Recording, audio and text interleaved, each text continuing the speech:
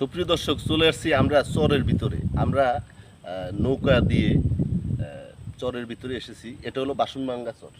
দেখতে পাচ্ছেন প্রচুর পরিমাণে কেওড়া বাগান। এই কাটা গাছগুলো এই বাগানের ভিতরে আছে, প্রচুর পরিমাণে কাটা গাছ দেখতে পাচ্ছেন। মহিষও আছে। এই মহিষ এই বাগানে বাগানে থাকে। যারা বাতান আছে তারা এই মহিষগুলো পালন করে। দেখতে পাচ্ছেন এই যে একটা মহিষ।